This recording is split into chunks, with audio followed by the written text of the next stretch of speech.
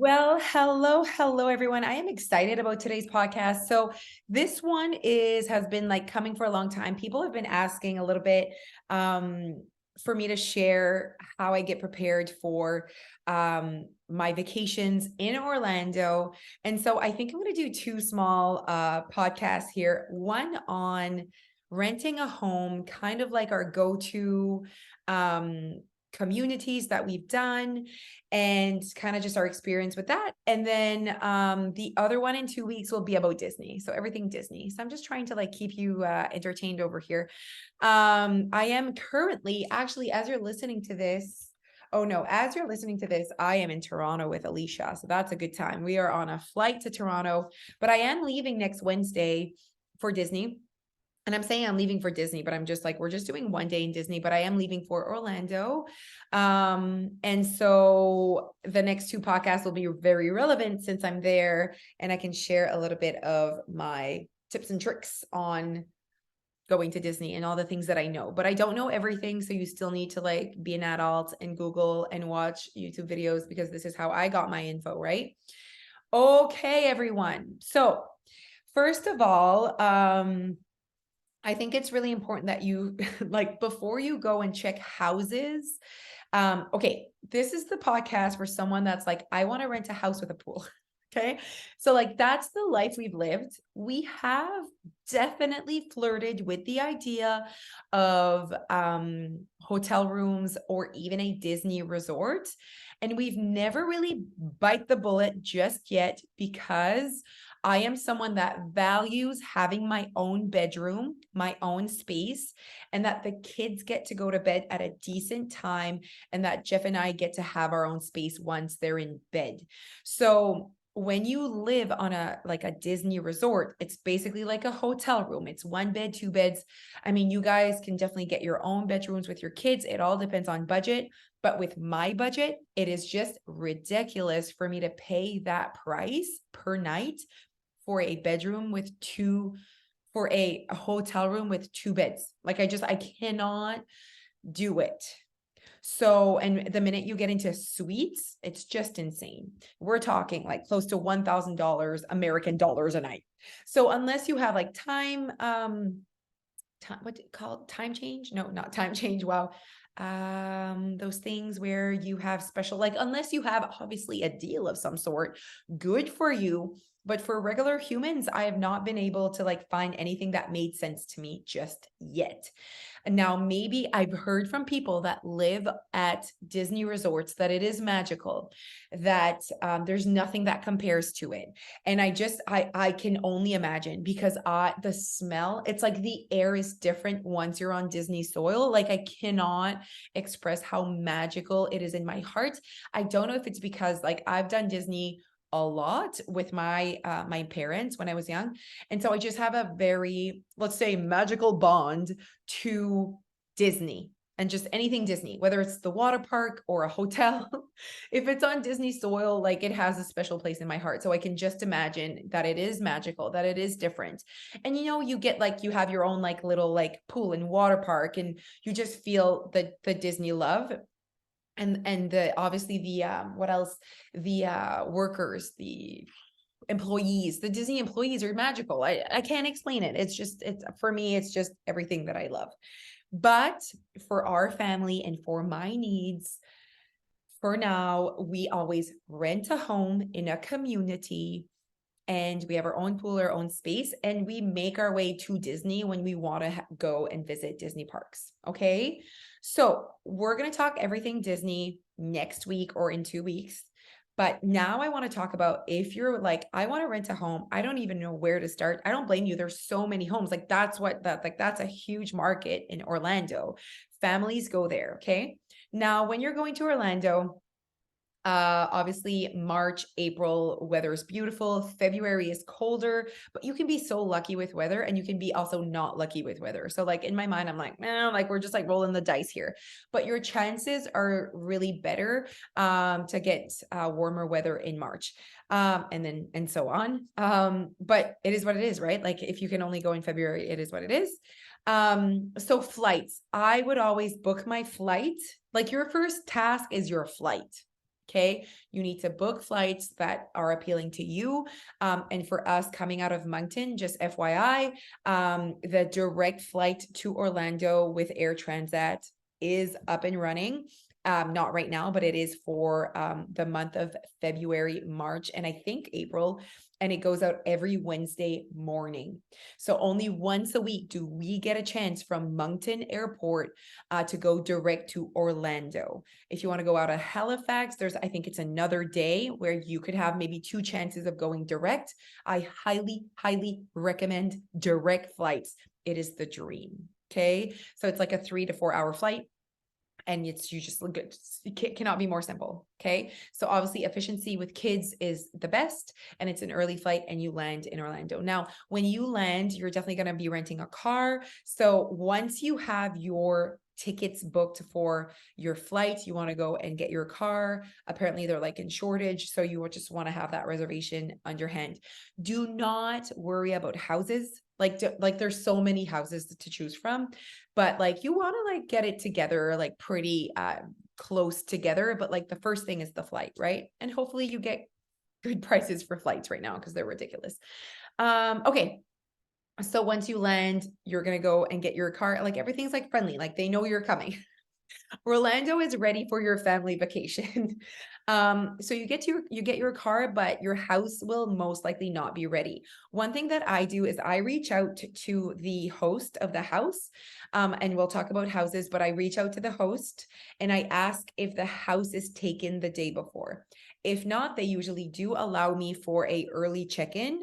And I usually do noon because that allows me to go to Walmart or Publix or whatever to go get my groceries. So I am all set to walk into my home by noon with the kids. So like we're just like settling in, honestly. And usually I've been so lucky to have early check-in. The other part that I like is when you rent a home from a community, you have access to the amenities on the day of your check-in. So like, for example, we're staying at Windsor Hills this week, and we're staying there as well in March. And so you have access to the slides, the pool, the clubhouse, all of that the day that you are checking in. So even if it's early, you at least have somewhere to like hang out while you're waiting for your house to be ready. Okay. So we've stayed at multiple communities, and the top one has been Solterra, but I do have to say it's because our house was insane and beautiful and massive and just amazing. It was quite expensive. It was like $1,000 a night, but like we were 3 families. So, and it like, I mean, houses are way more affordable than a hotel room. So like just FYI, like especially if you're going with other families, like you can end up paying like $200-300 a night, which is like for your whole family. Like, I mean, where else are you going? Always remind yourself that like it could be a hotel room where you're all stuck together in like one bed. So we stayed at Solterra. The reason why I'd say that's the top one is because my kids' love language is water parks. So like a slide.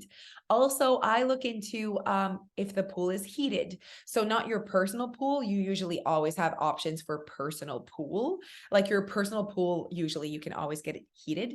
I also want a hot tub. Like, so I have my own little things that I look for when I'm like choosing a home. But in terms of communities, we've done Emerald Island. That one does not have a community like pool with a slide, and it is definitely older and cheaper. But if you're looking into your budgets, look into that one, Emerald Island. We've done Solara. Solara is brand spanking new, great pool clubhouse area. The slide is like more for little kids, and the water was at the time that I went so cold. So as much as it's like pretty, you're like, oh wow, like the kids will play for hours here. If the cold is literally ice, if the water is literally ice cube cold, the kids will not play for hours and you're back at your house. So like these are all things that like for me, it just like helps with like the activities that you're doing with the kids. So Solara, beautiful new community, beautiful houses. And so great community, just the water's cold. I mean, I'm just stating all the facts here. We've stayed at Sunset as well. So I don't know if it's like Sunset Community, like something Sunset. That wasn't my top one. It actually didn't even have a community pool. But again, if your community that you're staying in does not have a pool, the price really goes down, you guys. So if you're like if you're like, we're going to be spending our time at Disney anyways, and we're not going to be at the community pool, then awesome. So I've stayed at these places. It does have a really nice lake. So the view is really nice from your pool. Okay. So I'm more talking like what the community offers, like that like community gated place that you're staying at. But you can find really nice houses at almost all of these. And then there's Salterra. So the reason why I really like Salterra, they had a slide. The pool was like half decent heated, so the kids would stay there all day. And they also had a heated lazy river with like tubes. So like the more that I realized that if the community has more to offer, my kids are more entertained. My kids are used to having their own pool. So like just the pool at our home is like, I don't want to say not enough, but like only good for a few hours. Like after that, like how many times can you jump in the pool? You know? So when there's like a place to go outside of your home, but it's like walking distance because it's in your community, that's really nice, right? So Solterra was definitely our top so far. And the reason why we're staying at Windsor Hills is because I've been wanting to stay at Windsor Hills for a very long time, just because they have a huge water park. So Solterra is just one slide. And I have to say the service wasn't great because they like closed the slide because they had a staff meeting in the middle of the afternoon. Like I'm annoyed by this, you know? So because they needed one staff member to just say like, okay, next, go in the slide. I'm like, I can do that. Like anyways, I get annoyed by things that like don't make sense to me. So Windsor Hills is something that's been highly recommended for families, and it has a huge water park. It has like, it actually has two, one for small kids and one for bigger kids, like huge slides. And again, my kids can spend a whole day in a water park. So I'm like, okay, that would be nice, you know, if the kids can like go to a water park, because I did see like a walking distance and just free with your house, right? So we're trying that out. This December, we're actually trying out a townhome as well. So you can like rent your own home or you can rent a townhome. So we're trying out a townhome, which means you're like, it's kind of like you're stuck with like another townhome. So you don't have your own space, but like it's a 3-bedroom, 3-bathroom, $250 a night Canadian. Like I'm like, I mean, like a hotel room or because we're staying 2 nights at our hotel. And it's like a high-end hotel just for a conference for Jeff. And if we didn't have the conference like discount, it would have been 500 American dollars a night for a room with 2 queen beds. Absolument pas. When I can have a townhome that has 3 bedrooms, 3 bathrooms, and my own little pool. So it also gives us the chance to try Windsor Hills and see if we really like the amenities at that community.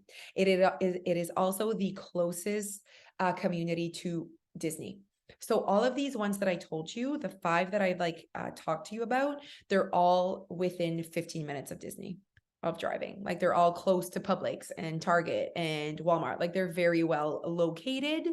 So these are the 5 that we've already done or that we're going to try with Windsor Hills. So I'm excited. I'll let you guys know. So I also realized that I need my pool to be south facing. That is also something I look for. And I also look at reviews. So when you're on, so the website that we use is vrbo.com, verbo.com, vrbo.com. That is a very well-known rental website. So when you go on VRBO, you basically write like Windsor Hills, Orlando, and then you say your dates. So that's why it's important that you have your flights already. You know exactly what dates you're in Orlando. You write your dates, and then all the houses that are available in that community pop up. It is overwhelming because there's so many of them. So I just like it's really important to me that I have a king size bed, that my parents get a king size bed. It's very important to me that when you have more of a list of what you're looking for, you can almost be like, nope, nope, nope, nope, nope. Ooh, this has everything that I'm looking for. So like, don't go like, I don't care. I know you might not care. Then it's just going to be so difficult. I also read the reviews. If it's very, very cheap, there might be a reason for that. Also, like, I'm like, aesthetics are important to me when I look at, like, it needs to be like at least look pretty in the pictures. And you see a difference. You see a difference when like the curtains are brown and it's $100 a night versus like everything is like remodeled and refurbished. Is that a word? And it's $400 a night. I guess I want to say, like, don't be too cheap. Like, at the end of the day, like, this is a vacation where, but also you have your own budget. So I'm not going to give you a pep talk on that. You do your thing. So that's just, this is the podcast just for like ideas for how to choose your home. And then you can create your own VRBO account and put your favorites in there. I always do that. So I create my VRBO account. And when I have like a few minutes to just scroll on the website, I just add them to that trip. So you add different trips. And so then all my favorites are there. And especially if you have other families that are coming with you, and then you kind of have to ask their advice and like, or ask for their opinion. And again, don't save any houses that like don't have enough bedrooms. Like, what are you doing just because it's pretty? If it doesn't have enough bedrooms, if it's not at your, aesthetically pleasing, if it's not what if it doesn't have a hot tub, don't save it just because it's pretty or a good price. Then you just like overwhelm your like favorites with things that you don't even want. So I think that is good advice as well. So just like really having a list of what you need and only keeping those houses in mind and going from one community to the next and what's important to you and what you value. And read the description of the home, like look at where the bedrooms are. Like I really take my time to make sure that like it really fits what I want, and read the reviews. All right, you guys, so that is my advice to planning your house and your flight for your Orlando trip. Next stop, we will do a little bit of what you can do in Orlando that is free and how to be I guess a Disney pro. Goodbye.